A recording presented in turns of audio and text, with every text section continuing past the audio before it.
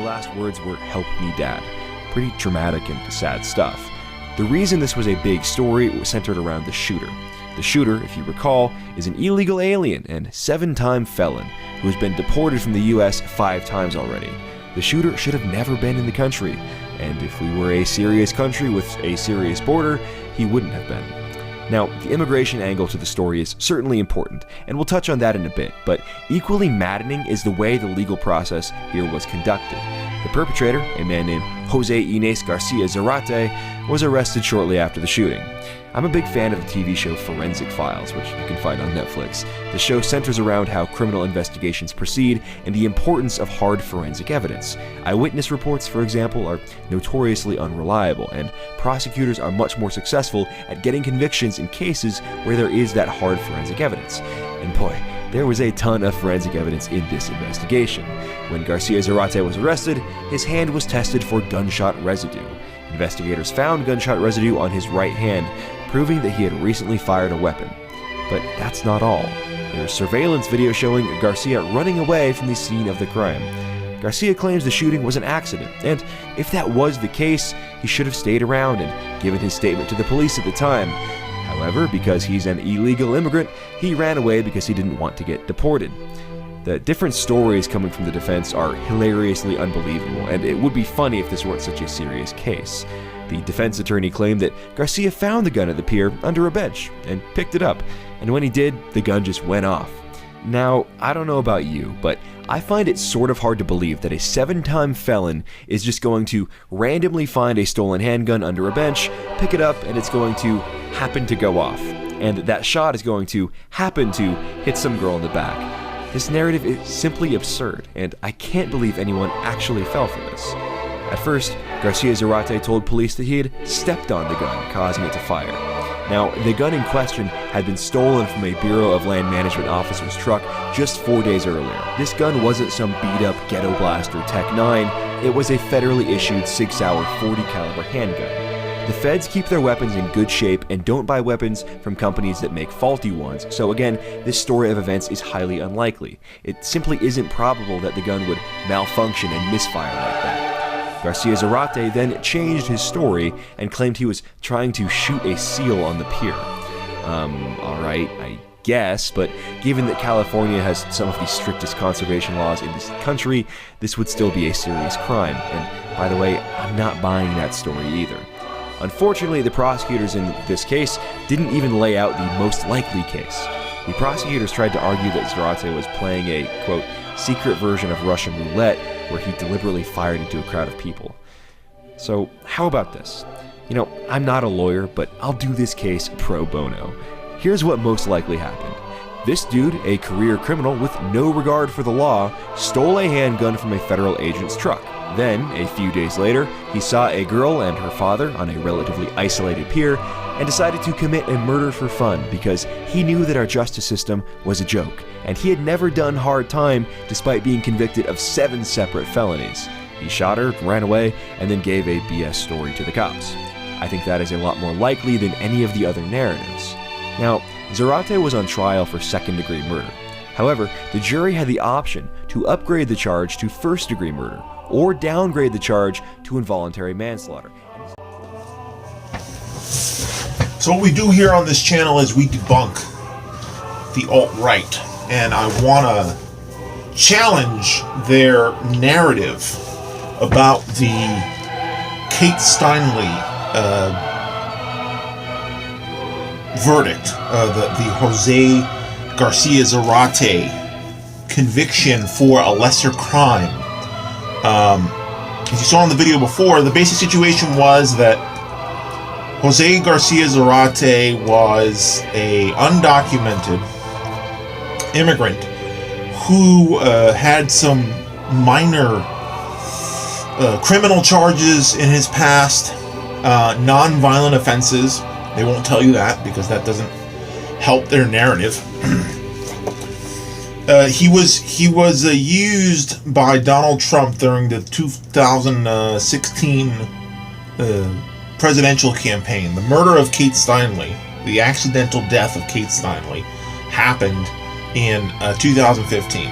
She was basically walking down a pier in San Francisco, a sanctuary city, when she was accidentally killed by the ricochet of a bullet from the sidewalk nearby.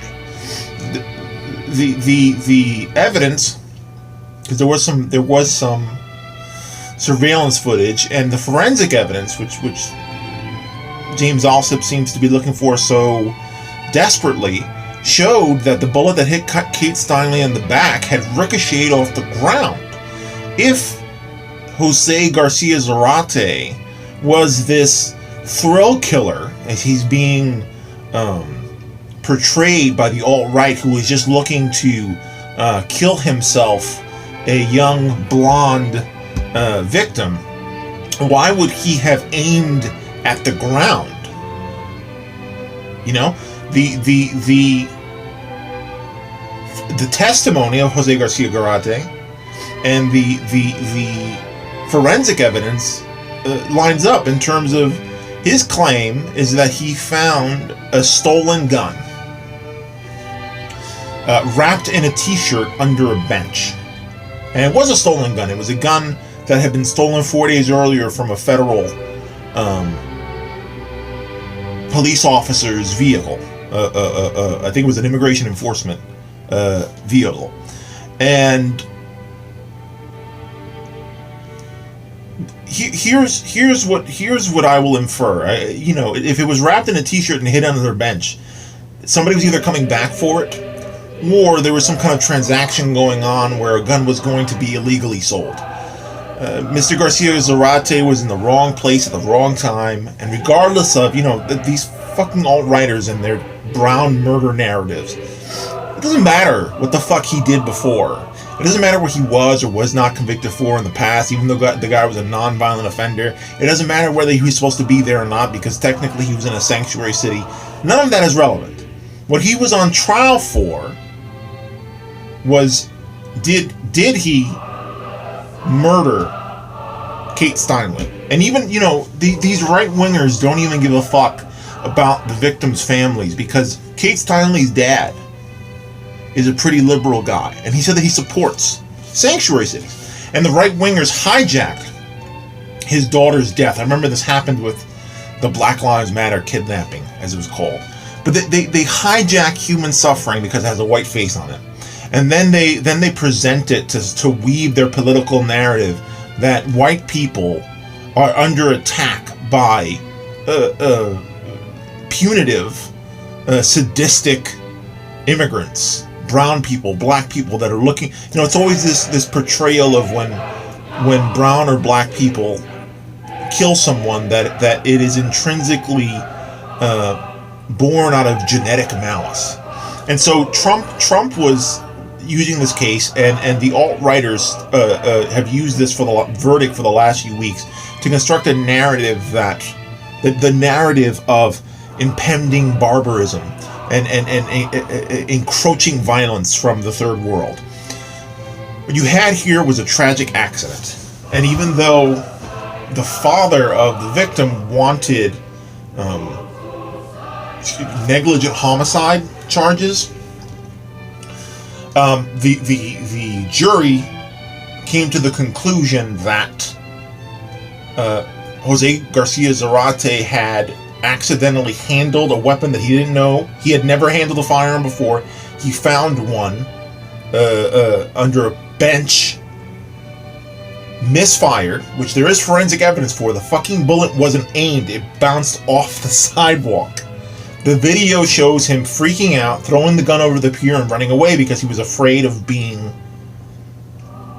arrested for being undocumented. Should he have waited for the police to show to explain himself? Yes. Was being arrested and deported a rational fear? Yes. You can debate whether or not you felt that. The alt-right is not arguing that the sentence was not harsh enough. They are extrapolating from the sentence not being hard enough to construct a story about immigrants, to construct a story about Mexicans, to construct a story about Kate Steinle being deliberately killed, which none of the evidence supports that Kate Steinle was deliberately murdered. It was premeditated. That Garcia Zarate was walking around the pier playing Russian roulette. None of that is corroborated by any sort of evidence, and it seems to be completely irrelevant to the people who are grave standing. My friend on Twitter, Steel-Toed Liberal, introduced me to this term when people started to run with the August Ames suicide debacle. This idea of grave standing instead of grandstanding, where these political reactionaries take a victim's death, a person's death, and then sort of use it as a piece of ammunition. This isn't coming from any kind of. This doesn't come from empathy. This doesn't come from a place of compassion. This comes from a place of take this white face, take this brown face, and then create an imaginary relationship of menace. And yes, it's tragic that Kate Steinle died. And yes, it was a tragic accident. But Jose Garcia Zarate didn't get off. He already served 2 years of a 3-year sentence, and unfortunately, the family didn't feel that they got adequate justice. Welcome to the world of brown and black families, 24 hours a day, 7 days a week. What gets me about these alt-righters is that they will stand there and laugh day and night as BLM protests about injustice against wrongfully killed black children. And then when they have a case like this, it's so fascinating to see white people get 1% taste of a feeling of injustice, and they are so unaccustomed to not feeling like the system did right by them that it becomes a conspiracy. It becomes a conspiracy that anything could possibly go wrong to them because they deserve everything, because they built Western civilization, because they we're living in the house that they built. So don't let people take this tragic incident and let them wield it as a weapon against people who had, even if, let's say worst case scenario, Jose Garcia Zarate, let's say he found a gun and decided to go on a thrill kill and shot Kate Steinle in the back. Well, that doesn't really have anything to do with other immigrants and refugees, right? It's like one fucking person. It's one fucking person. And yeah, we should have enforcement of the law, and we should have some kind of process for holding people accountable who commit crimes. But this whole idea of if one Muslim American or one Muslim refugee comes here and blows shit up, you need to punish everyone else who came here under sympathetic circumstances as refugees is completely absurd, profoundly disingenuous, and the act of a group who is looking to cleanse themselves of the flaws of human character. What the alt-right will learn if they ever achieve their nation state is that all the sins they accuse other races of, rape, sloth, parasitism, theft, all of these crimes, when they get a fully white nation, they will still have rapists, they will still have thrill killers, they will still have serial killers, they'll still have welfare parasites, except the bad guy will again, you've already got those things in the United States of America because human failings are not racial or genetic. They're just human behavior. So after they've grave-standed and grandstanded their way into a white nation, I guess white people don't really care about crime. They just care about, they'd rather be shot in the back by another white person.